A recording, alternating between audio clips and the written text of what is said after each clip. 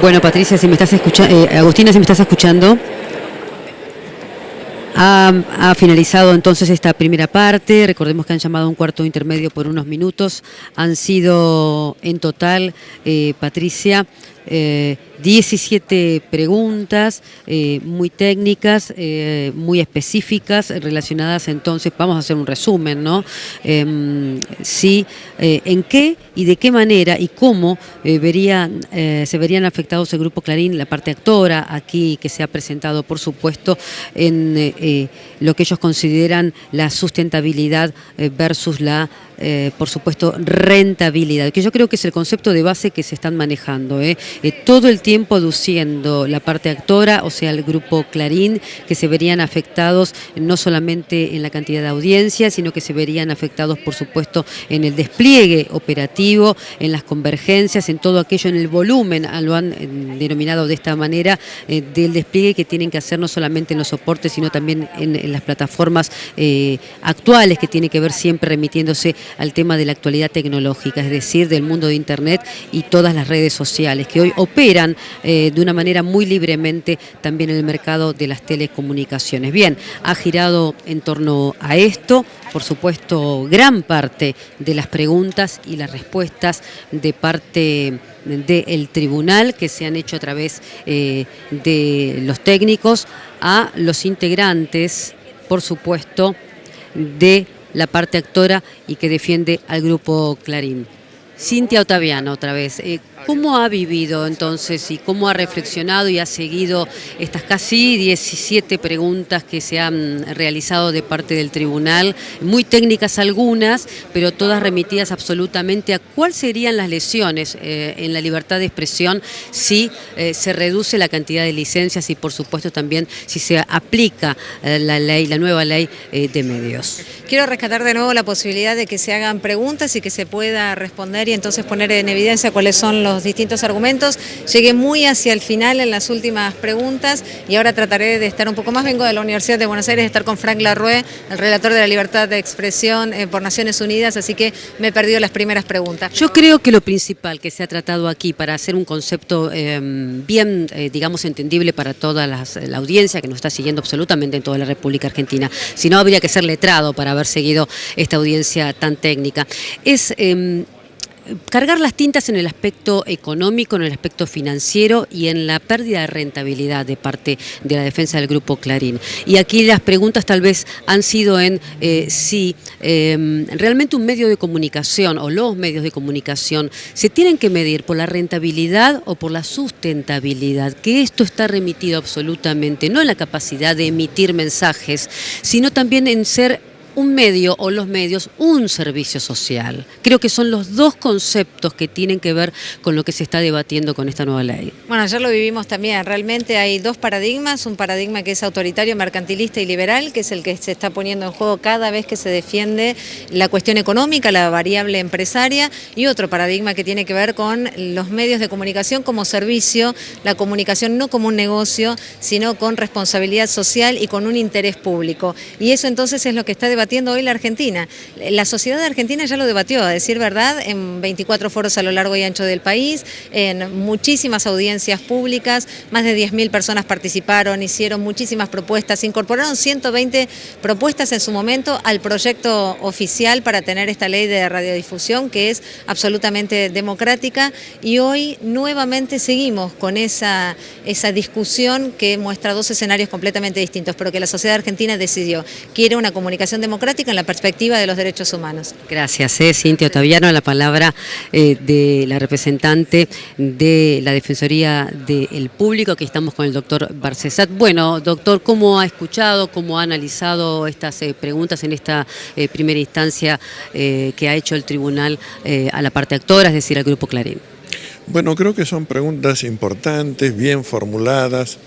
Yo destacaría que por primera vez un tribunal judicial invoca el artículo 42 de la Constitución Nacional y le pide al Grupo Clarín que dé su postura frente a esta norma.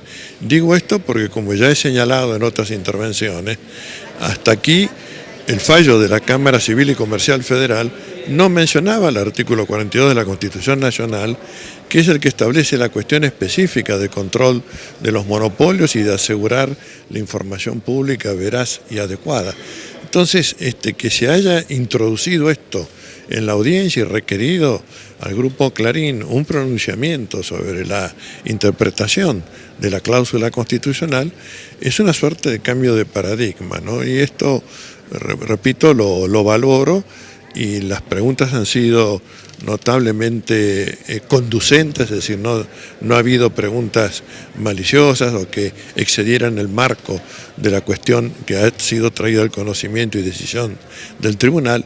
Así que diría que hasta aquí hago una ponderación valiosa de la producción de esta audiencia, ¿no? Usted ha visto que el tribunal utilizó la palabra adecuación y no desinversión, por ejemplo. ¿Le llamó la atención esta palabra utilizada en las preguntas? Bueno, creo yo que han sido todas muy cuidadosamente formuladas. Esta observación que usted hace es correctísima y demuestra que se está reponiendo, por un lado, la semántica propia de la Constitución y la semántica de la ley. Entonces, esto es también diría un relieve, una faceta, un eje definitorio de las preguntas que es necesario ponderar, ¿no? ¿Ha notado usted que tal vez la parte actora, el Grupo Clarín, ha cargado las tintas en el aspecto de la desinversión, dicen ellos, por supuesto, en el aspecto de la pérdida de rentabilidad? Y no si tal vez hay que mirar en profundidad que el eje de un medio de comunicación debe ser un servicio social. Bueno, efectivamente el artículo 42 está en nuevos derechos y garantías.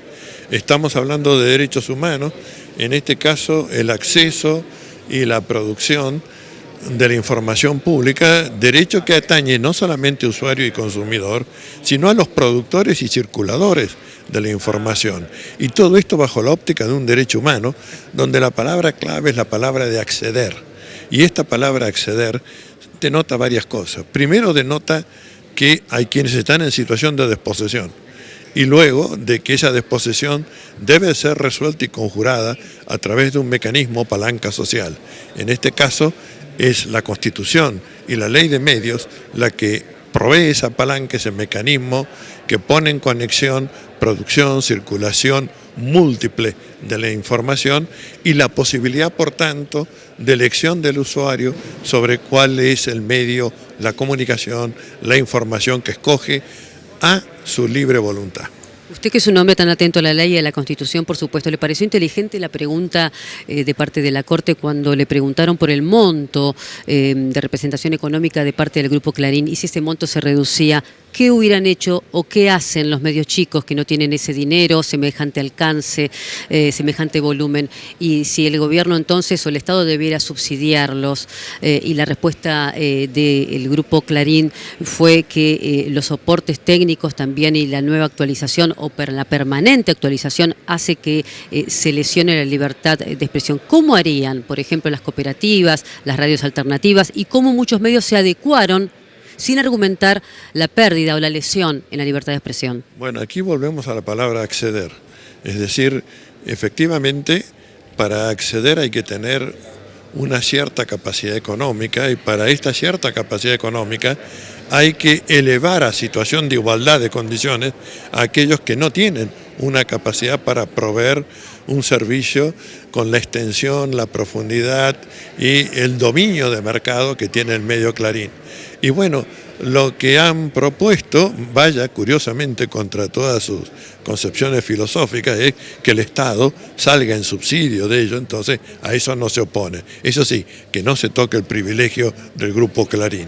Bueno, me parece que nuevamente los dos modelos de argumentación están claramente enfrentados acá. O la comunicación es una mercancía o es un derecho humano. Y el Estado Nacional y quienes representamos al Estado estamos en que es un derecho humano y al que debe acceder en la dimensión del universal. Todos y para todos. Gracias, doctor Barcesat. Lo dejo ya en libertad para poder descansar en este cuarto intermedio. Y si me permite, me voy a acercar, o que se acerque bien, el hombre que representa a las cooperativas, el doctor Rodríguez Villafañe. Bueno, doctor, han hablado de las cooperativas hoy también aquí, recién hace unos segundos nada más. No sé si usted ha tenido la atención de fijarse que en este momento la actora, el Grupo Clarín, cuando respondía a las preguntas, ellos dicen que al bajarle el monto de rentabilidad se lesiona su libertad de expresión, la de su medio, la de su grupo. Ustedes, cuando no tienen estos montos o estas grandes sumas de dinero, o no son estas empresas tan enormes, tan representativas, y llevan así adelante igual el mensaje, la comunicación, el ida y vuelta con la gente, desde sus pequeños lugares, que no por pequeños son menos importantes, si no tienen dinero, ¿sienten lesionada su libertad de expresión? Casualmente, la importancia de la economía solidaria es que el dinero no es lo central y en cambio lo central es el esfuerzo común con sentido solidario. Casualmente, el movimiento cooperativo es la sumatoria del capital de hombres y mujeres que cada uno lo aporta para lograr brindar lo mejor a la comunidad. De hecho, el interior del país se ha construido sobre bases de ese tipo. De no haber sido por ese esfuerzo común, no habría electricidad, agua corriente, alumbrado público, servicios telefónicos. Y les puedo decir que nosotros estábamos en condiciones tecnológicas y de muy buena calidad, como que ahora se está prestando por el cooperativismo, y desde el esfuerzo de todos e incluso con abaratamientos de costos. Casualmente, el problema de lo macro lleva a un montón de costos que no necesariamente tiene que pagarlo a la comunidad, y de hecho ha pasado en Santa Rosa de la Pampa, cuando la Cooperativa Popular Eléctrica empezó a prestar sus servicios, Cablevisión tuvo que bajar sus precios, los tenía en 120, 150 pesos, la cooperativa los puso a 90 en un precio razonable y tuvo que bajar los precios. Esto también es un tema del cual a veces no se habla, pero siempre ha traído este criterio casi monopólico, en donde se excluyó a las cooperativas, un verdadero mayor costo al interior y un desapoderamiento de capitales locales. Fíjese que nosotros no pretendemos que se vaya a Cablevisión, pretendemos que compita con nosotros, pero a su vez que... Por esta razón, ¿a usted le pareció atinada la pregunta del tribunal? Es decir, ¿dónde se pone el eje cuando se lesiona la libertad de expresión? ¿En los costos, en la rentabilidad o en la sustentabilidad tal vez moral y ética de que los medios de comunicación estén al alcance de todos? Yo creo que lo último es central en una construcción plural y participativa, en una democracia que la queremos para todos. Acá el hecho que un grupo quiere invertir está en su libertad para hacerlo, incluso para llevarlo a montos realmente significativos. Pero en cada localidad queremos que esa inversión sea al nivel de lo que se necesita, y eso el cooperativismo lo ha hecho sin mermar la calidad. Y por el contrario, la realidad ha demostrado que no solamente ha podido abaratar costos, sino que deja capital en el lugar, que eso también no es menor. Fíjese que se calcula más de 30.000 millones de dólares, que es lo que se ha extraído de las comunidades en estos 29 años de marginación, y es un dinero que de haber podido participar el cooperativismo hubiera quedado en cada pueblo, en cada ciudad, para restablecer fuentes de trabajo, para dar dinamismo económico. De eso se trata. Y por esto le pregunto, porque tuvo que ver con ustedes, parte de la argumentación de la actora, parte de la argumentación del Grupo Clarín es que ustedes, los cooperativistas, tienen ventajas impositivas. ¿Esto es así? Mire, tan es que no es así en muchos aspectos. Primero, porque eso no lo escuché. No, porque nosotros... No es así, ustedes, los cooperativos, no tienen ventajas impositivas. No, porque nosotros no podemos tener la necesidad de pagar, por ejemplo, impuestos a las ganancias, porque nosotros no tenemos... O sea que la pelean sí o sí. Pero nosotros tenemos otros impuestos que ellos nos tienen. El cooperativismo tiene el 2% sobre su capital neto, que es un impuesto muy grande, que tiene todos los años, que es gane o pierda dinero, tiene que pagarlo sobre todo el capital que se tiene. Y eso es un impuesto muy importante, porque usted sabe que el impuesto a la ganancia a veces se puede disimular con otras cosas, pero no el 2% del capital neto. El cooperativismo tiene que hacer también una reserva anual muy importante para brindarla para educación cooperativa, y todo eso es un costo que tiene el cooperativismo, que de ninguna manera compite deslealmente. Y por el contrario, parece mentira que nosotros, que en realidad es el capital de los propios consumidores, porque en realidad el cooperativismo es una sumatoria de personas que se prestan a sí mismos el servicio, se lo tenga que ver con criterio de ganancia cuando no hay ganancia, sino que hay una sumatoria de capital para brindarse algo al servicio del bien común. Le agradezco mucho la mirada de las cooperativas. Vamos a sumar entonces a Andrés Gil Domínguez de Codelco. Súmese, Gil Domínguez, por favor. Yo sé que el espacio es reducido aquí en la Corte Suprema, en el cuarto piso. ¿Cómo está viviendo esta instancia? ¿Qué le han parecido las preguntas, sobre todo también las respuestas del Grupo Clarín? Me parece que las preguntas fueron muy conducentes, preguntas concretas, concisas, sobre los temas que se están debatiendo.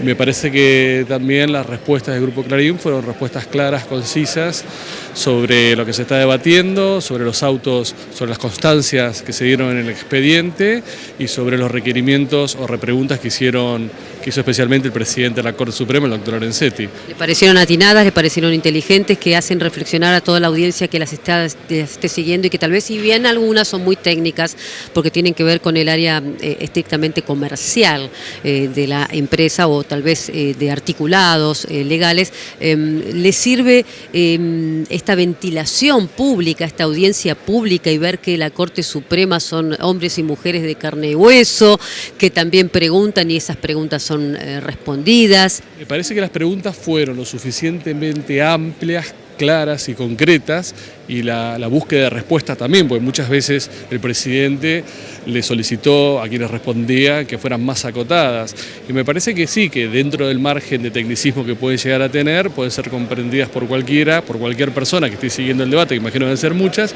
Me parece que esto es importantísimo porque posibilita que la comunidad, que la sociedad vea en vivo y en directo cuáles son los argumentos de ambas partes y qué argumento va a tomar la Corte en su momento. Me parece de una gran importancia, que tiene una gran legitimidad a la decisión que adopte el tribunal. Y ahora bien, en lo particular desde Codelco, ¿cómo lo están viviendo ustedes, de su organización? ¿Cuál es la mirada particular que sacan o qué les sirve a ustedes de todo esto? Bueno, nosotros ya tuvimos ayer la participación donde generamos nuestra postura, y hoy la participación es la posibilidad de poder estar en un momento histórico y seguir aprendiendo. Uno aprende con estas situaciones, estas audiencias, uno aprende. Hoy estamos escuchando y aprendiendo de cómo funciona el tribunal y los argumentos de ambas partes, que siempre nutren, aunque a priori uno no esté de acuerdo, siempre uno tiene la posibilidad de, escuchando al otro, modificar su posición original. Le agradezco mucho, ya lo libero también. Faltan segundos nada más entonces, Patricia, para que comience nuevamente y se retome la audiencia. Me parece lo importante destacar, no sé si tendrás alguna pregunta para hacer, ya están todos volviendo casi a sus lugares.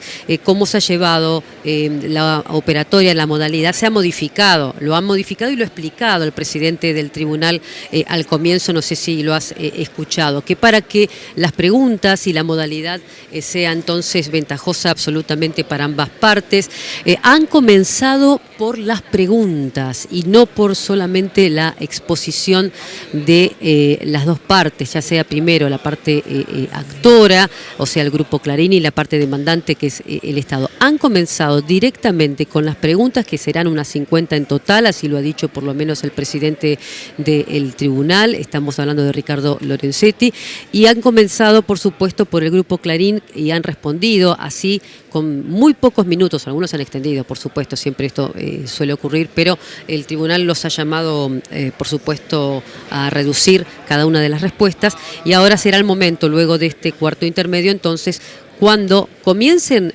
las preguntas también y las respuestas hacia la otra parte, que es la parte del Estado.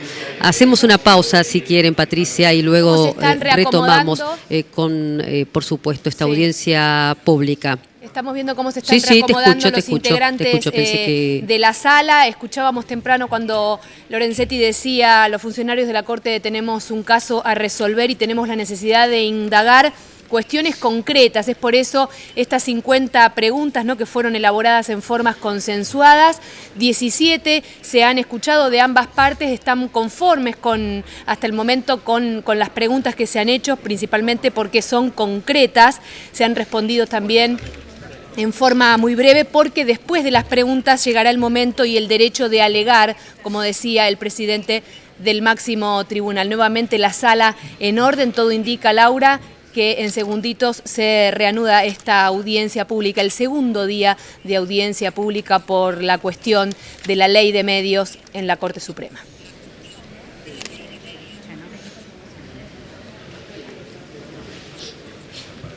Patricia, recordemos entonces que de los 7 integrantes de la Corte Suprema, Raúl Zaffaroni no se encuentra, sí, Enrique Petracchi, bueno, Ricardo Lorenzetti, por supuesto, el presidente del tribunal, Elena Hayton de Nolasco también no se encuentra, Carlos Fait sí, Juan Carlos Maqueda y Carmen Argibay, que en la jornada de ayer se había retirado un poco antes, hoy también se encuentra. Vamos a ver si en esta segunda etapa, ahora, cuando se retomen, ya el tribunal se siente allí en el estrado, comiencen, ahí lo están haciendo por supuesto, ahí está Elena Hayton de Nolasco, que yo había dudado había recordado recién si estaba o no.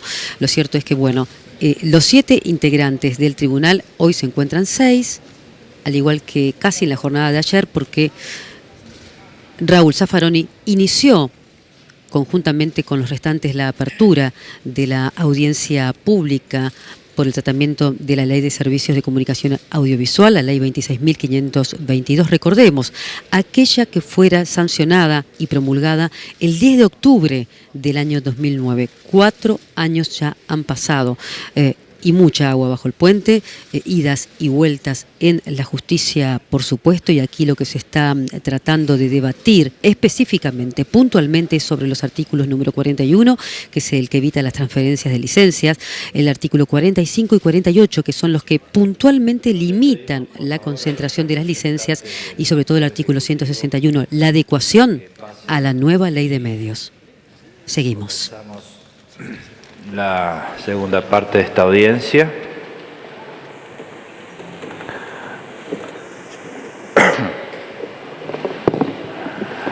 Bueno, vamos a hacer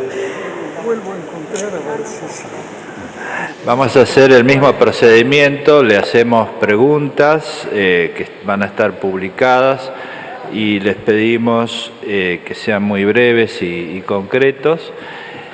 Después, al igual que la parte actora, podrán formular una apreciación más general o alegar sobre los temas. Doctora Brita. Sí, presidente. ¿Por qué dice que la ley de medios está suspendida hace 4 años cuando existe decisión de la Corte Suprema en el caso Thomas del 15 de junio de 2010 que establece la plena vigencia de la ley?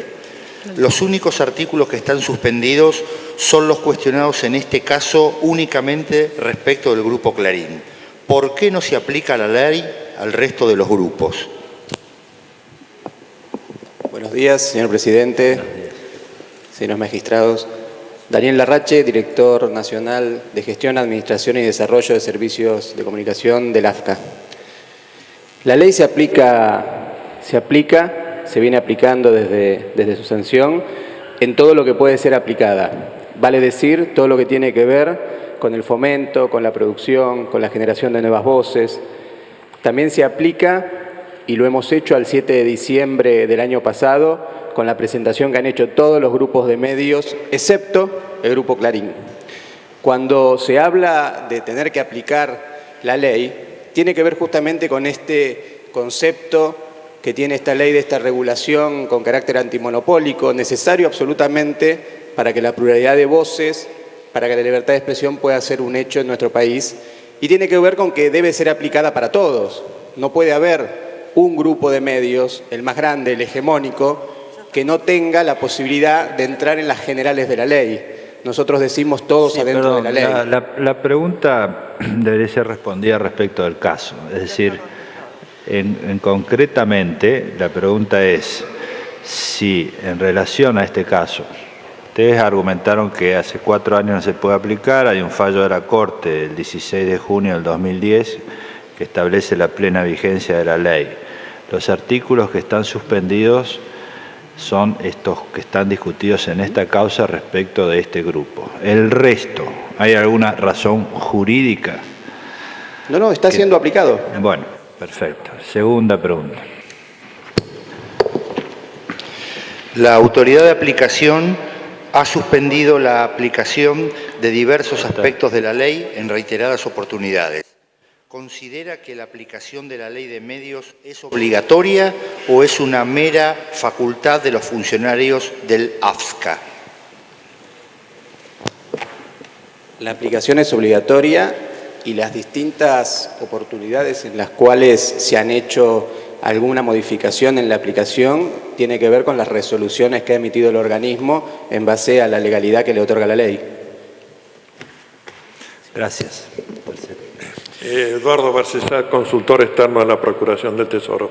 Me permitiría hacer un agregado a esta mención que se ha hecho aquí en el sentido de que el artículo 42 de la Constitución Nacional no es una directiva específica, una directiva específica y establece el deber de controlar el mercado y prevenir la formación de monopolios, de manera que no está en el marco esta norma de lo que podría considerarse la legislación general, artículo 75, incisos 12, 18 y 19 de la Constitución, donde efectivamente hay un facultamiento amplio al legislador.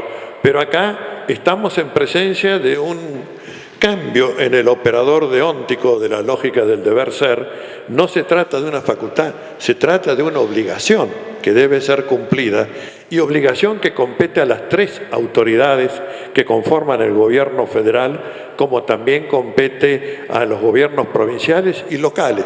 Habla en plural la semántica del artículo 42 de la Constitución de las autoridades y creo que por ello la observancia a esta disposición del artículo 42 de la Constitución Nacional compete a todos y todos están comprendidos por ella y tiene esta particularidad de ser norma específica y norma posterior respecto de los derechos del capítulo primero de la primera parte de la Constitución Nacional, incorporado, como todos sabemos, por la reforma del año 94, por lo que en su interpretación e inteligencia debe prevalecer el principio de norma posterior y de norma específica. Y no deja de ser... Doctor, la cuestión está respondida, es decir, se refería a la autoridad de aplicación, al AFCA. Gracias, muy amable. La próxima. En el año 2005, el Poder Ejecutivo de la Nación dictó el Decreto de Necesidad y Urgencia 527/2005, por el cual se suspendió la vigencia de las licencias de los servicios de radiodifusión por el plazo de 10 años. El 10 de octubre de 2009 se sancionó y promulgó la Ley de Medios. Con posterioridad, 18 días después, se dictó la Resolución 288 de 2009, por la que se declaró la validez del Decreto 527 de 2005. ¿Cómo interpreta esta ratificación legislativa del Decreto de Necesidad y Urgencia tan pocos días después de haber dictado la Ley de Medios? Mi nombre es Graciana Peñafort, en representación del Estado Nacional. La ratificación del Decreto 527 era necesario para la aplicación de la ley. La prórroga, es decir, la suspensión a los tiempos de vigencia de las licencias, hace sustentable la aplicación de la ley porque nadie estaría interesado en un proceso de adecuación que involucra licencias que duran poco tiempo. Al prorrogar y dar certeza de que todas las licencias que se transfieran en el marco de una eventual adecuación van a tener la prórroga, esto permite hacer sustentable la adecuación que plantea la ley.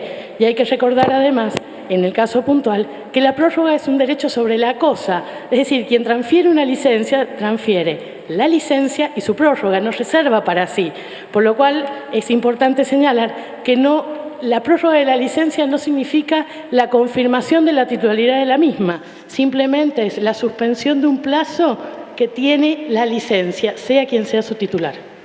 Gracias. La próxima. La parte actora señala que es contradictorio haberle dado licencias, Decreto 527 de 2005, y autorizado la fusión de Cablevisión y Multicanal para luego obligarla a venderlas mediante la aplicación retroactiva de la presente ley. ¿Cuál es su opinión al respecto? ¿Cuál es el motivo del cambio? En primer término, permítanme decir, el haber dado licencias, lo acabamos de explicar, con lo cual lo doy por contestado. Y respecto a la fusión Multicanal-Cablevisión, cabe señalar que lo que se aprobó fue un proceso de concentración económica dentro de un marco regulatorio, la Ley de Defensa de la Competencia. Como a mí reconocía la parte, lo vimos en el prospecto de emisión de acciones, este proceso de concentración económica necesitaba determinadas autorizaciones regulatorias una vez obtenido la autorización primordial. Una era, por ejemplo, la de la CNC, la otra era el de entonces CONFER o IAFCA. ¿Qué es lo que resulta? Aquello que es viable aprobar en términos económicos, desde la Ley de Defensa de la Competencia, no era viable aprobar en términos regulatorios de la radiodifusión. Al momento de la fusión, la empresa logró concentrar más licencias de lo que permitía el entonces régimen vigente, que era la Ley 22.285. ¿Qué implica esto? Más de una licencia de cable por localidad, por ejemplo. Esto motivó el dictado de la resolución 577, con anterioridad al dictado de la Ley 26.522, en la cual ya se rechazaba el proceso de concentración económica en el marco de los servicios de comunicación audiovisual, en ese momento llamados radiodifusión.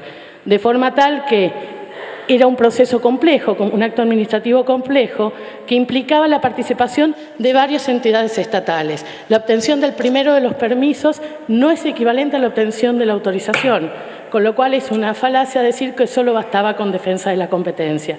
El entonces régimen vigente establecía claramente que el CONFER debía autorizar la aprobación. Esta aprobación no solo no fue concedida, sino que fue expresamente denegada. Gracias. La próxima. ¿Por qué se han estimado insuficientes las herramientas previstas en la Ley de Defensa de la Competencia 25.156 para cumplir con la desconcentración de los monopolios? Sí. Como introducción, si bien lo va a contestar el economista del equipo, permítanme decirles que la libertad de expresión, que es lo que resguarda esta ley, es un valor simbólico. La Ley de Defensa de la Competencia es una ley que resguarda el mercado. Valor simbólico y valor de mercado no son exactamente lo mismo. De hecho, hay muchísima doctrina internacional e informes de relatores de libertad de expresión que establecen expresamente que muchas veces la defensa de la libertad de expresión en materia antimonopolios requiere un tipo de legislación ex ante, es decir, antes que se produzca la vulneración de la libertad de expresión. La Ley de Defensa de la Competencia, en la mayoría de los casos, lo que hace es una regulación ex post. No hay manera de compensar en términos económicos el no acceso a las fuentes de la obligación, de la información. Ahora, dicho esto, le paso la palabra al economista. Buenos días. Mi nombre es Horacio Saiglián, soy licenciado en Economía. El primer aspecto que se debe tener en cuenta, y sobre la base de lo que ya se ha dicho y que figura en las pericias, es las economías que tiene este tipo de industria. Las han definido como economías de densidad, economías de escala e economías de alcance. Básicamente, la teoría económica, de ser ciertas estas economías, que yo diría algunas lo son y otras son cuestionables, lo que señala es que estamos frente a las características de un monopolio natural. Pero además esto se ve reforzado porque existen limitaciones legales que lo transforman de alguna manera también en un monopolio legal. Ustedes, acá se ha reiterado que estamos frente a convergencias tecnológicas y se dice, sí, tenemos economías de escala, esto es una fuerte barrera de entrada para competidores, pero como existe tal convergencia tecnológica, entran otras tecnologías a competir. Cuando en la pericia económica se menciona cuál es ese mercado de convergencia, se cita a Telecom, a Telefónica y a Claro. En ningún caso hay competencia con esas empresas en el mercado de cable, de televisión paga, que es básicamente sobre lo que se está hablando. Es importante señalar un trabajo que, entiendo, está en las actuaciones, realizado por expertos de defensa de la competencia. Y respecto, y ahí voy concretamente a la pregunta, ese trabajo dice, los problemas generados por la existencia de monopolios naturales en la previsión de contenidos o de servicios televisivos no son susceptibles de ser resueltos a través de los mecanismos habituales de defensa de la competencia, ya que su solución implica generalmente la necesidad de regular directamente los precios y condiciones de prestación del servicio. Esto hace que si se considera necesario intervenir en este tipo de servicios, lo más adecuado sea hacerlo a través de una normativa y de un mecanismo regulatorio específico, y no a través de la Ley de Defensa de la Competencia y de su autoridad de aplicación. Este es un trabajo realizado en febrero del año 2007 por miembros que estuvieron en distintos momentos en la Comisión de Defensa de la Competencia. Si ustedes me permiten profundizar, en los casos de monopolios naturales que ustedes deben conocer muy bien, como son las empresas de agua, de energía, de telefonía, existe una regulación específica. Precisamente porque lo que se está regulando es, como dice aquí, el precio y el contenido. ¿Qué significa el contenido? Que creo que es un tema clave en esto. El contenido es cuáles son las características químicas, físicas, de continuidad, de servicio del bien que se distribuye. En el caso del agua, será la presión del agua, sus características, en el caso de la energía, los kilowatts, etc. La pregunta sería, en este caso, ¿cómo regula los contenidos? Sin entrar en colisión con la libertad de expresión. Entonces, lo que se ha hecho en forma, entiendo, muy inteligente, es impedir el monopolio. Es decir, dividir, buscar que exista competencia, una competencia que hoy no existe, para no tener que regular los contenidos. Ayer ustedes escuchaban que la defensora del público mencionaba los canales que desaparecieron cuando se fusionó Multicanal con Cablevisión, Canal de la Mujer, Cablín, mencionó varios. ¿Qué hubiese pasado en una situación de competencia? Los abonados de cable, al desaparecer esos canales, si esos canales realmente interesaban, se hubiesen pasado a otra empresa que sí lo proporcionaba. Pero ¿qué pasa cuando hay un solo proveedor? Esa opción no existe, pero además existe algo más grave, que a mí me ha llamado la atención que no se ha considerado, que es el monopsonio. El monopsonio es lo mismo que el monopolio, pero hacia la compra. Es decir, un solo comprador. ¿Qué hace el monopsonista? El monopsonista se queda con los beneficios del vendedor, porque tiene la capacidad de fijar el precio. Ahora, cuando uno está en una industria de bienes culturales, ya no solo fija el precio, fija los contenidos, fija la calidad. Entonces, ese solo comprador lo que está haciendo es definiendo los contenidos que va a distribuir a su gusto y a su necesidad. No hay cosa... Creo que queda claro, ¿no? Que esté a breve. Sí, gracias. Después tendrán oportunidad también de ampliar. Gracias. A los efectos de comprender el grado de implementación de la ley, informe. ¿Cuántos licenciatarios debían adecuarse a las disposiciones de la ley 26.522 por razones de cuota de mercado y multiplicidad de licencias? ¿Cuántos de ellos presentaron propuestas de adecuación? ¿Cuántas propuestas se aprobaron o rechazaron hasta la fecha?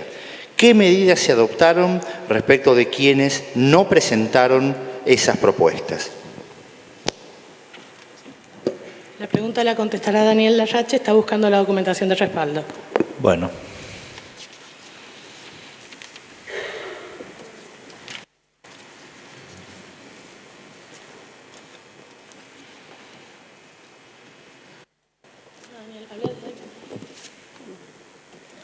Perdón un momentito, son números precisos los que requieren y quiero tener la misma precisión.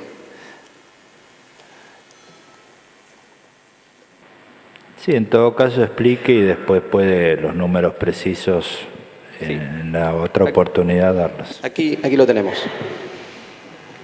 La cantidad de licenciatarios que tienen y se adecuaron a la ley hasta el día de hoy y que fueron aprobadas sus propuestas son 14. La cantidad de propuestas que se presentaron y que aún requieren aprobación por el organismo y están en tratamiento en su directorio son 15. Por lo tanto, tenemos 29 licenciatarios que se presentaron y que están o adecuados o en trámite de adecuación. Más otros que se presentaron y que no requerían adecuación. Hay 10 que no requerían adecuación y que fueron desestimadas, digamos, sus presentaciones. Vale decir lo que decíamos antes, se presentaron todos los grupos de medios que tenemos relevados en el organismo, excepto quien está controvertida ahora esta discusión, que es el Grupo Clarín. Agrego una cuestión. En realidad, el socio minoritario de Cablevisión sí presentó una propuesta de adecuación. Es decir, hoy en la Argentina no adecuó el 60% de Cablevisión. Gracias. Gracias. ¿Se han evaluado las consecuencias sobre las potenciales pérdidas de fuentes de trabajo que pueden llegar a derivarse de los procesos de desinversión? Se han evaluado, en primer término, permítanme hacer un segundo de historia. El proceso de discusión de la ley fue un proceso colectivo, incluso ha sido festejado por el relator de Naciones Unidas. Una de las patas y más importantes del proceso de discusión fue el sector de los trabajadores de los servicios de comunicación. La ley cuenta y tiene incorporada en sus normas disposiciones a pedidos del SAT y los otros FAPREN y otros sindicatos de prensa. En efecto, el proceso de adecuación lo que busca es preservar las fuentes de trabajo, pero además la ley establece protecciones específicas. Por ejemplo, algo que no sucede hoy a la fecha, como es el respeto de las incumbencias profesionales. Algo que se ve, por ejemplo, en las radios, donde operadores y locutores tienen que realizar funciones que no son de sus incumbencias específicas. E inclusive más, la ley establece dentro de los criterios objetivos para la adjudicación de licencia, se evaluarán los planes de formación de su personal que proponga el licenciatario. Eso es una de las variables que permitirá en un concurso público que un licenciatario que propone formar su personal tenga más oportunidades de acceder a la licencia que a uno que propone tercerizarlo. Dicho esto, la ley cuenta con el aval del sindicato, nos apoyó durante todo el proceso de discusión de la ley y el proceso de adecuación precisamente lo que busca es esto, no caducar licencias que implica el cierre, sino permitir distintas adecuaciones que preserven, incluso mejoren las condiciones de trabajo y multipliquen la oferta. La ley solo funciona si en la Argentina creamos una industria cultural. Esa industria cultural incluye a los trabajadores del sector. Sin adecuación, con concentración no hay industria cultural. Muchas gracias. Sí. Me gustaría agregar algo respecto de las fuentes de trabajo. Se ha mencionado hasta el cansancio esto de las economías de escala.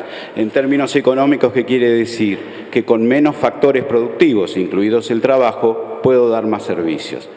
En este sentido, hay dos cuestiones. La primera es, en la medida en que uno divide las empresas, es decir, la relación producto-trabajo aumenta, es decir, que sería todo lo contrario, sería de esperar que aumente la cantidad de trabajadores empleados en el sector. La segunda es si esos beneficios que hoy tiene la gran empresa de reducir costos se transforman a los consumidores. Eso es otra parte, otra pregunta, pero es importante hacerse. Está bien, gracias. La próxima. Doctor Lorenzo. Sí. Perdón, doctor. Yo quería decir que en realidad no estamos hablando de desinversión, sino de adecuación, por una parte. Es decir, esta adecuación permite que otros jugadores posibles tomen ese bien y con las economías regionales en mejor posición que actualmente, donde todos los contenidos se generan en la capital federal, va a generar más fuente de trabajo. De hecho, hoy no existen ni magazines ni noticieros en los lugares donde Cablevisión transmite directamente desde la capital federal, cosa que volverían, como fue en antaño, a partir de la aparición de estos nuevos jugadores. Por otro lado, yo quería decir que todas las normas que están, la mayor parte de las normas y todas las normas de adecuación fundamentalmente, nacen de los 21 puntos que planteó por una radiodifusión democrática, y en esa organización, que juntaba una serie de organizaciones, estaba presente no solamente los sindicatos, sino los organismos de derechos humanos, los credos, o muchos de ellos, y también académicos de distintos sectores. Es decir, los sindicatos estaban presentes a la hora de definir los contenidos de esta norma. Sí, gracias. Está respondida la pregunta. Gracias. La próxima. La ley 26.522 prevé la asignación de licencias a personas de derecho público estatal, universidades nacionales, pueblos originarios, Iglesia Católica u otras personas privadas sin fines de lucro como cooperativas. ¿Cuántas licencias se han otorgado a estos sectores desde la sanción de la ley? Bien. Efectivamente, y mientras buscan la documentación de respaldo, la ley amplía la cantidad de prestadores posibles que estaban contemplados en el anterior régimen regulatorio.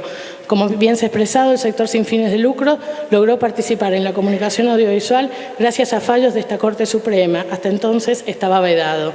Efectivamente, además, la ley prevé concursos diferenciados, mientras que el Estado tiene una asignación específica que incluye una licencia por entidad estatal. Así, por ejemplo, las universidades tendrán derecho a tener una radio y una televisión. Pero la pregunta es sobre la aplicación. Sí. Si no, después en otra pregunta nos dan la respuesta. No, pero... ¿eso lo va a contestar Daniel Larrache? Sí, solo la aplicación concreta. En este caso no tengo el número preciso, pero les voy a dar una aproximación que en todo caso después se puede dar con absoluta precisión.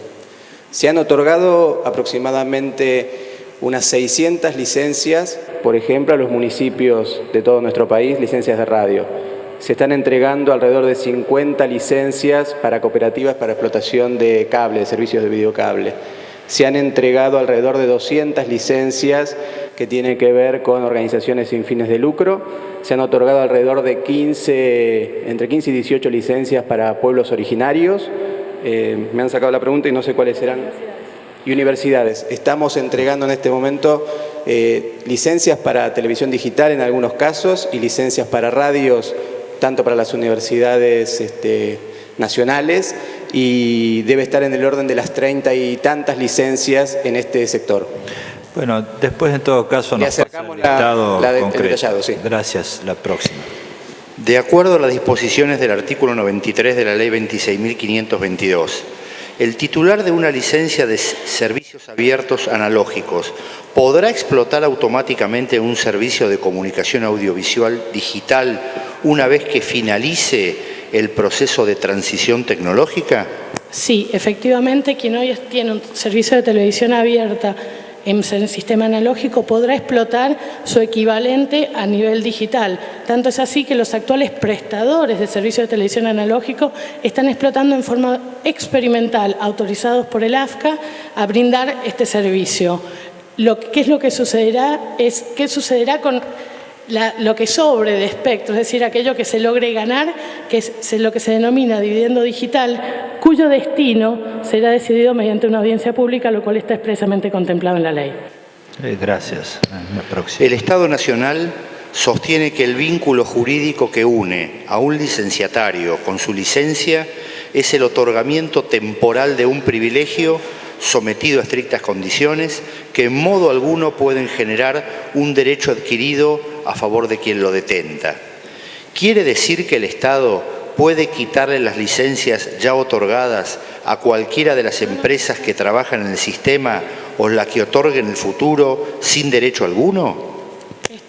No. Lo que sostiene el Estado Nacional es que una licencia de servicios de comunicación audiovisual se enmarca en una actividad de interés público y que por lo tanto no es asimilable a la propiedad, digamos, de una fábrica de galletitas. Como se trata de una actividad de interés público, tiene expresas regulaciones y la Administración tiene en pos del interés común, es decir, no discrecionalmente, pero sí en pos del interés común, determinadas facultades. Esto siempre ha existido en materia de radiodifusión, porque, por ejemplo, el espectro es un bien escaso. Perdón, la pregunta es concreta referida al fallo en recurso que desarrolla este tema. Sí. Luego el Estado sostiene, es un privilegio que no genera derechos adquiridos. Concretamente es esa la pregunta. Efectivamente, para el Estado la licencia es un privilegio que no genera derechos adquiridos en términos de mantenimiento de la misma. Y entonces acá se le pregunta, ¿eso qué quiere decir en concreto? ¿Que lo puede sacar respecto de las que otorgó y las puede sacar respecto de las que otorga en el futuro? No. Sin derecho alguno. ¿Cuál sería la...? Bien, si bien no es materia de este litigio, basta decir que no es una facultad discrecional. Debería... Es la materia porque hay una exposición, hay una parte del recurso referida a eso. No, lo que quiere decir es que hay determinadas condiciones regladas por la ley por la cual se puede restringir el ejercicio de la licencia. No son discrecionales, deben estar regladas por ley y están basadas simplemente en el carácter de interés público, pero no significa que el Estado discrecionalmente puede quitarle una licencia a un licenciatario. La pregunta, la última parte, me hicieron acá, es si lo puede sacar sin derecho alguno. ¿Cuál sería el derecho? No, por supuesto que no. Claro, ¿cuál sería el derecho? El derecho puede ser, si es la actividad lícita del Estado... No, el derecho del titular de la licencia. Por ejemplo, las que ya dieron, que son las que se están discutiendo en el caso, o las que podrían dar en el futuro. Si es un mero privilegio, lo pueden sacar, no es discrecional, dice usted, bueno, conforme a un procedimiento no discrecional, la sacan. ¿Cuál sería el derecho de El primer parte derecho es el titular de la derecho a licencia. defensa en la tramitación administrativa. Sí. Y el segundo derecho son los que corresponden por toda actividad lícita del Estado cuando resulte No, lesiva. la pregunta concreta es esa, es decir, le sacan la licencia por un procedimiento. ¿Qué consecuencia hay? Es decir, ¿puede el titular de la licencia la tiene hasta que el Estado se la saque o no? Eso es, la pregunta es concreta en eso. Perdón, presidente, no entiendo la pregunta, le pido que me la reformule. Dice, la pregunta es, el Estado Nacional sostiene que el vínculo es un privilegio, el otorgamiento de la licencia. Lo puede sacar conforme a un procedimiento, reglado, dice usted, no es discrecional. Bueno, ¿qué quiere decir? Dice, quiere decir que el Estado puede quitarle las licencias ya otorgadas a cualquiera de las empresas que trabajan en el sistema o las que otorgue en el futuro sin derecho alguno por parte de los titulares. Es decir, le sacan y ¿cuál es la consecuencia? Buenos días, señor presidente, señores miembros del tribunal. La pregunta es genérica, tiene un grado de abstracción, pero deberíamos en su caso, en este tren de conjeturar, distinguir no, en la el caso, existencia... no es abstracta, se refiere al caso. Lo del futuro sí es un ejemplo, pero en el caso se ha planteado, es un tema del recurso.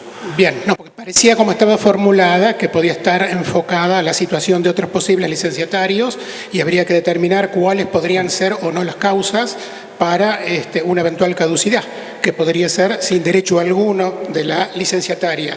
En el caso que nos ocupa, hay si apuntamos a las consecuencias del artículo 161, una necesidad de que las empresas que están en exceso de los límites de la ley adecuen el esquema de licencias a lo que la ley determine.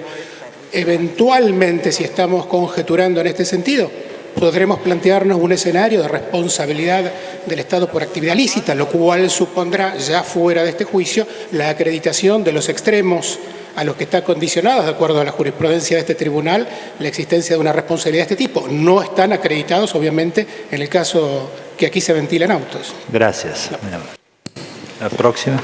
El decreto 527 del 2005, dictado por el Poder Ejecutivo Nacional, dispuso suspender por el plazo de 10 años los términos que estuvieran transcurriendo de las licencias de servicios de radiodifusión o sus prórrogas previstos en el artículo 41 de la Ley 22.285. Si, como sostiene el Estado Nacional, la licencia es un mero privilegio que se puede revocar en cualquier momento, ¿por qué se fijó un plazo? Sí, volviendo al tema que estamos, hay que recordar el motivo de la prórroga dictada en la resolución 527, en el decreto 527, tiene que ver con la situación de crisis que había atravesado el país en el 2001 y consta en los considerandos de dicho decreto. Las licencias por técnica legislativa y tradición tienen plazos de vigencia. En ese momento eran 15 más 10 y lo que se hizo fue suspender el curso de los 10. Las licencias no son eternas, no duran todo el tiempo y tienen plazos de vigencia. Cualquier prórroga se hará también en un plazo temporal. Por definición, las licencias tienen un tiempo de vida que se enumera en años. Sí, la pregunta es concreta en eso. Si se le dio un plazo y la licencia es un mero privilegio y se puede revocar, conforme ustedes vienen argumentando, ¿por qué antes del vencimiento del plazo la puede revocar, cambiar el titular? ¿Cómo? Ahí la pregunta es muy concreta en eso, el concepto de mero privilegio revocable versus el derecho del titular de una licencia que la recibe por un plazo y hace inversiones en previsión de ese plazo. Bien. ¿Qué es lo que se discute en este caso? Perfecto. Presidente Corte. ¿Cuál es su opinión? No le digo que diga nada definitivo. No. El La argumento. opinión, me parece que tal vez estamos teniendo un problema conceptual cuando entendemos mero privilegio como un acto de cortesía. Se le denomina privilegio en los términos administrativos tradicionales como el uso de un bien escaso que concede el Estado. Pero este privilegio es este privilegio concedido por el Estado está sujeto a reglas. El Estado ni lo concede ni lo revoca en forma discrecional.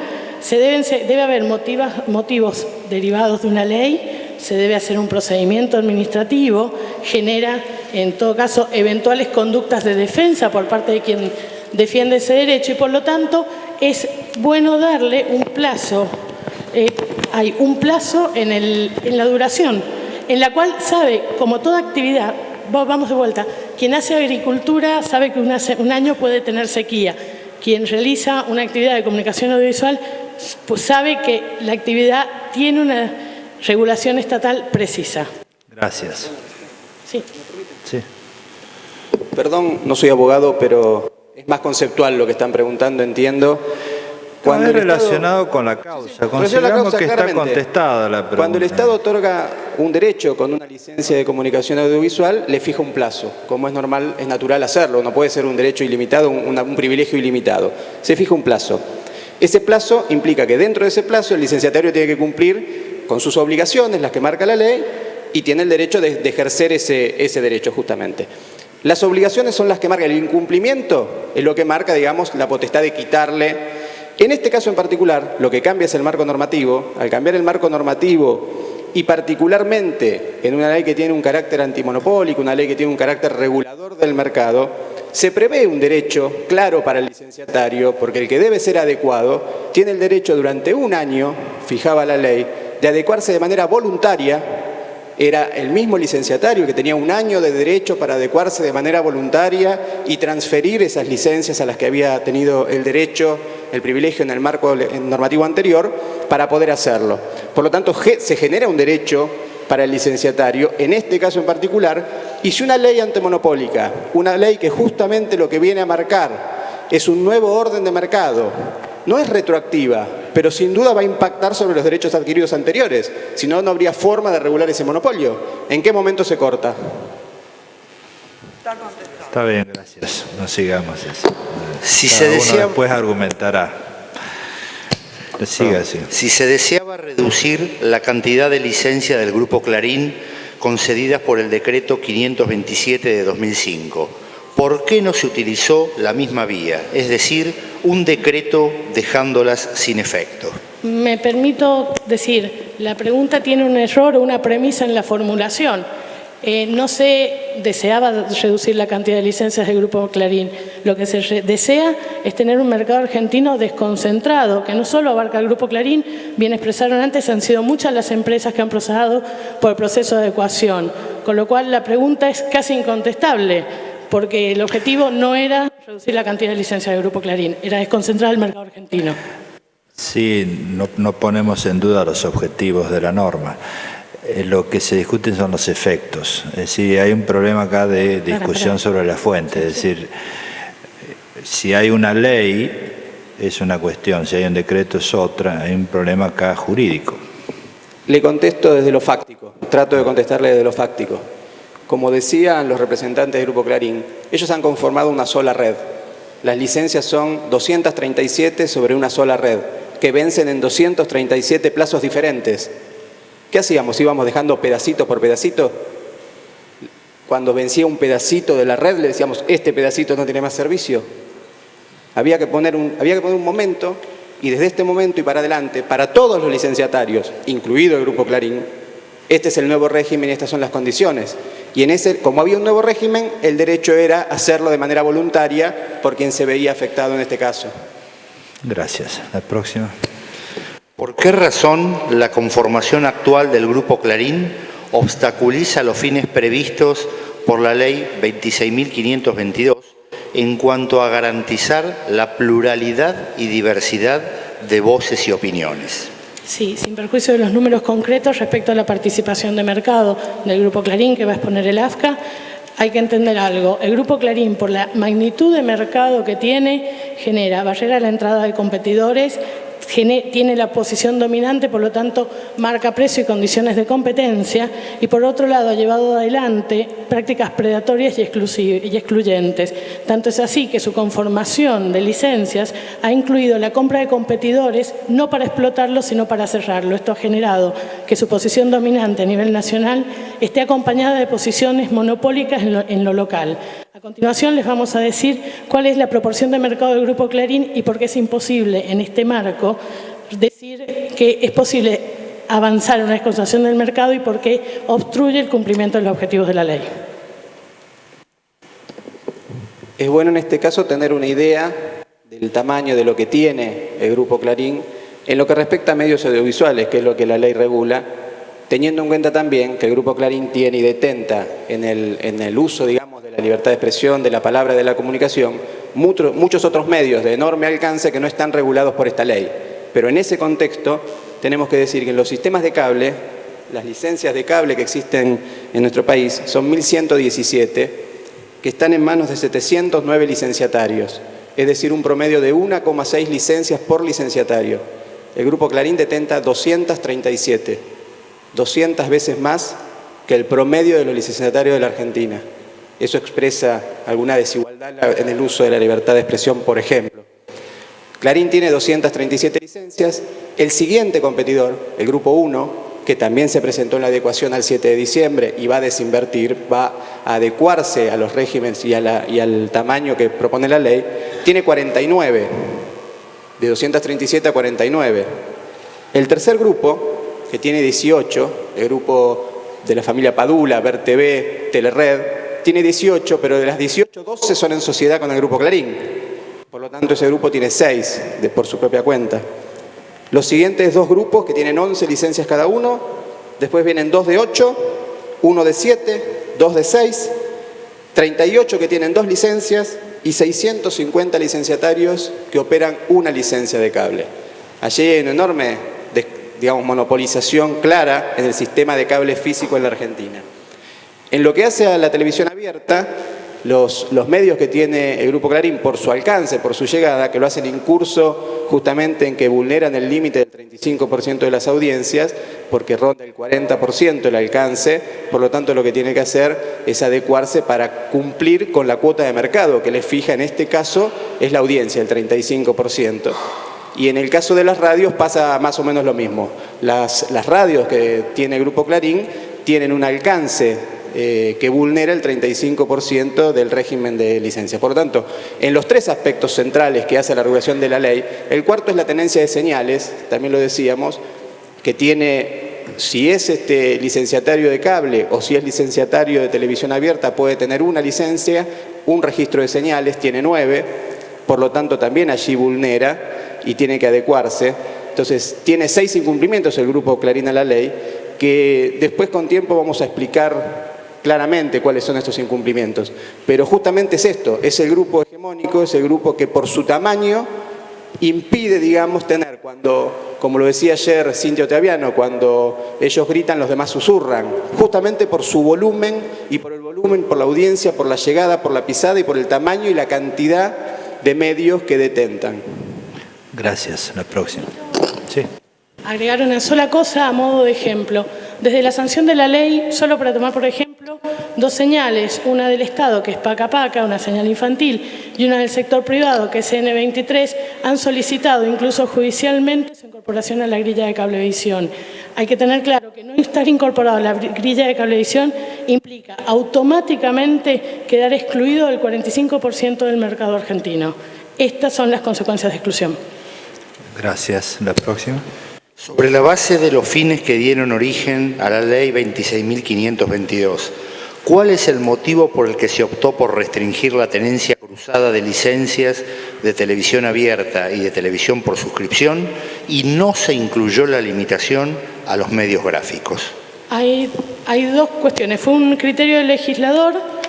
La propiedad cruzada en materia de tenencia de licencias es una práctica casi mundial en el mundo occidental para restringir la formación de posiciones dominantes en materia de comunicación.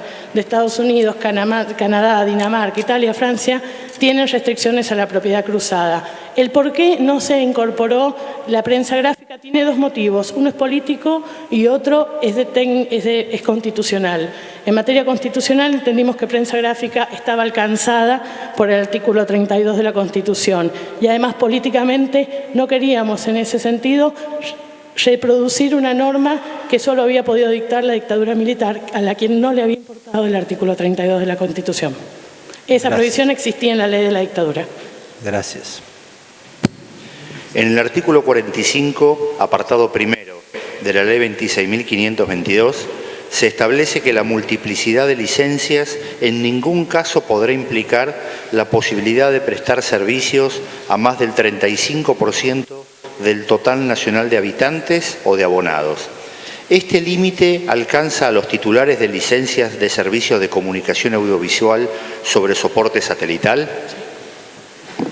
Sí, es una de las limitantes que tiene este servicio. No puede tener más del 35%. Pero también este servicio no puede tener ningún otro sistema de comunicación audiovisual. No es la única limitante del servicio satelital. Está excluido de cualquier otro servicio. Gracias. La siguiente. ¿Qué alcance territorial tienen las licencias de servicios de comunicación audiovisual sobre soporte satelital? ¿Qué alcance territorial tienen las licencias de servicios de radiodifusión con vínculo físico? TV por cable.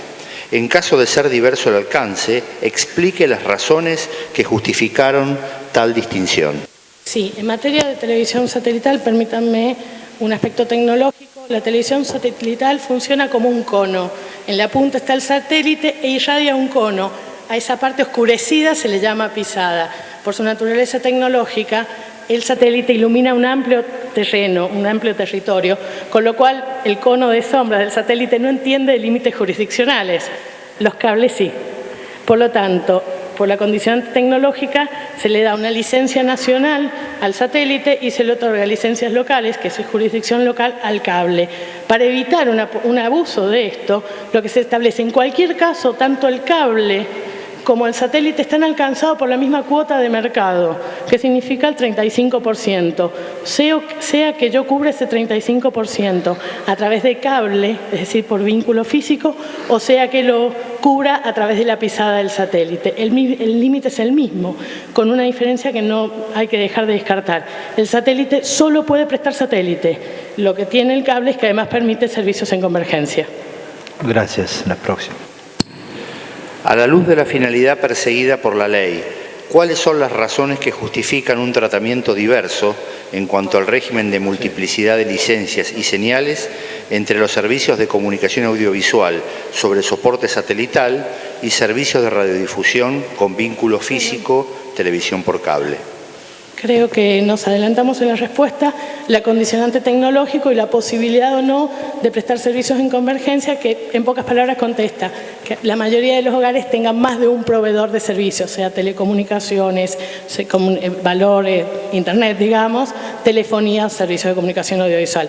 Ahora bien, se mantiene, eso sí, el límite de mercado. En ningún caso las ventajas competitivas del cable, esto es la posibilidad de prestar servicios de valor agregado, se podrán utilizar para correr la frontera del 35%. Tampoco la ventaja tecnológica del satélite de no tener que tender cable podrá ser usado para superar la misma barrera del 35%. Gracias. La próxima. ¿Cuál es la máxima cantidad de señales que admite el espectro? ¿Cuál es el porcentaje que ocupan las señales del Grupo Clarín respecto de cada uno de los servicios, AM, FM y televisión abierta? Bueno, esta respuesta tiene varias respuestas encima de esta pregunta. Por un lado, hay que pensar el espectro como un universo finito que se ocupa por una cantidad de servicios de telecomunicaciones. En lo que hace al espectro y al sector de la comunicación audiovisual, está más limitado por el receptor que por el tamaño del espectro, porque por el espectro hablamos por teléfono celular, por el espectro se comunican las radios, por el espectro se comunican los aviones, y hay un sector del espectro, que es el destinado a la radiocomunicación, a la telecomunicación, a las distintas variantes, y a lo que hace los servicios de comunicación audiovisual está más vinculado al receptor, a la radio, en el caso de la radio, o la capacidad de recepción de un televisor. Por lo tanto, hoy podemos decir que en un territorio, una radio hoy admite 40 frecuencias aproximadamente que sean audibles en condiciones, digamos, prolijas, de buena audición. Esto depende mucho de la potencia de cada una de las emisoras. Por lo tanto, cuando se asigna una frecuencia radial, se asigna con una determinada potencia que tiene un determinado alcance, que marca, digamos, entonces, cuántas frecuencias uno puede otorgar en un determinado territorio. Hay 7 u 8 distintos niveles de potencia que se asignan a las frecuencias, por lo tanto no tiene una respuesta única. Pero sí, lo que hay una cuestión única es la capacidad del receptor por la que el usuario lo recibe. No se pueden dar más que las que la radio puede recibir. Lo mismo sucede con la televisión.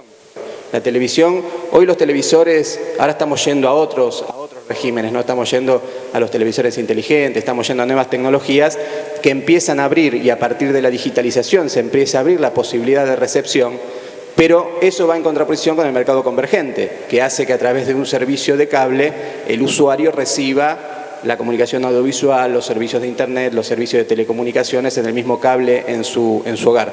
Por lo tanto, digo, la respuesta hoy a esa pregunta tiene muchísimas variables, muchísimas acepciones. Me parece que tiene que estar centrada al entendimiento de la cuestión que hoy estamos discutiendo. Me parece que es central entonces conceptualizar a lo que hoy se está discutiendo y lo que está controvertido en todo caso con el Grupo Clarín, que tiene que ver cuánto de lo que hoy se puede transmitir y cuánto de lo que hoy se puede recibir detenta un grupo o detenta algún sector o se distribuye entre todos. Entonces, insisto, me parece que una cosa es el mercado convergente o la digitalización, las nuevas tecnologías que nos van a posibilitar tener nuevos escenarios, y es la realidad de hoy, la realidad que hoy tenemos que administrar, que está en el orden de estas posibilidades técnicas que estábamos hablando. Sí, creo que cuando hablan de señales están hablando claro, de frecuencias, no están hablando de las señales de producción de contenidos. Claro. Gracias. La próxima. ¿Cuántos han sido los nuevos participantes que se han incorporado desde la sanción de la Ley de Medios al uso del espectro radioeléctrico? Y tiene que ver con la pregunta que ya respondimos, los nuevos actores a los cuales se han otorgado licencia, las universidades, los pueblos originarios, las organizaciones sin fines de lucro.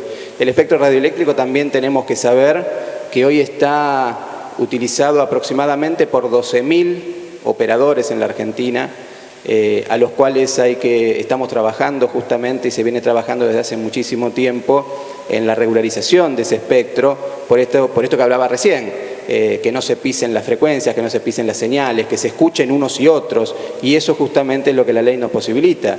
El ejercicio de autoridad que ejerce el AFCA tiene que ver con esto, con hacer que todas las voces se puedan escuchar. Gracias. La próxima. La Comisión Nacional de Defensa de la Competencia afirmó, por mayoría en el dictamen 637 del 7 de diciembre de 2007, que la televisión por cable y la televisión satelital integran el mismo mercado relevante de distribución paga de señales múltiples y que, por ende, debían tenerse en cuenta sus participaciones de mercado a fin de juzgar los efectos horizontales de la concentración. ¿Han tenido en cuenta ese dictamen? Sí, por supuesto que se ha tenido en cuenta, y por eso se le impuso tanto al cable como al satélite la misma cuota de mercado, sin perjuicio de lo cual hay ventajas competitivas distintas para cada uno del tipo de prestadores. Pero sí, es el origen del 35% de mercado para ambos. Gracias. La próxima. ¿Cuáles son los motivos por los que se estableció que un operador de servicio de radiodifusión por suscripción con vínculo físico, TV por cable, podrá explotar en el ámbito nacional un máximo de 24 licencias? Nuevamente, aquí tiene que ver con el legislador cuando está pensando la integralidad, cuando está pensando el conjunto y le tiene que dar un volumen, un tamaño a un determinado mercado, a un determinado sector. Tiene que ver, en principio, evaluar cuál es el punto de inicio. Y esto que yo les planteaba antes, si el punto de inicio es que los licenciatarios de cable en la Argentina tienen un promedio de 1,6 licencias cada uno, dar 24 como máximo implica estar dando más de 15 veces lo que el promedio tiene. A su vez, evaluar que solo vulneran las 24 licencias, en este caso son 2 los grupos. Por lo tanto, la afectación entre 709 licenciatarios y 2 que deben adecuarse era más que razonable para llevarlo a un mercado igualitario. Adicionalmente, es bueno señalar que con las 24 licencias, más sus extensiones autorizadas, de acuerdo a lo que la ley marca, se puede alcanzar el 35% del mercado. El Grupo Clarín lo podría alcanzar. podría llegar al tope de participación de mercado, el mismo tope que tiene la DirecTV, el satelital o cualquier otro licenciatario, con las 24 licencias más sus extensiones de las que hoy posee. Por lo tanto, ni siquiera en ese caso podría decir que está siendo vulnerado, digamos, este derecho. Por lo tanto, tiene que ver con una relación, y vuelvo a decir, una relación de mercado. Con 24 licencias más sus extensiones se puede tener, por supuesto, una compañía que sería 15 veces más grande que el promedio que hoy tienen los licenciatarios, que permitiría a la compañía que mejor se desarrolle llegar y alcanzar el 35% del tope. Por lo tanto, era un número razonable. Gracias. ¿Cuáles son las razones por las que se considera conveniente que quienes explotan una licencia de cualquier servicio de radiodifusión no puedan ser titulares del registro de más de una señal de contenido? Sí, sin perjuicio que una parte lo va a decir el economista. Al momento de armarse la Ley de Servicios de Comunicación Audiovisual, se trató de poner barreras tanto a la acumulación concentrada en términos horizontales, en términos de propiedad cruzada y también en términos de integración vertical de la actividad. Básicamente, lo que se busca es que no se generen situaciones disvaliosas en términos de que quien produce la señal, que también las distribuye, genere dos tipos de efectos. Bien privilegie las señales producidas por sí, por sobre los de la competencia, o bien, en razón de que sus sistemas de distribución tienen sus propias señales, decida no incluir a las señales de la competencia. Esto además tiene una explicación económica que está dada por la posibilidad de difusión de contenidos. Ahora le voy a dar la palabra al economista. Muchas gracias.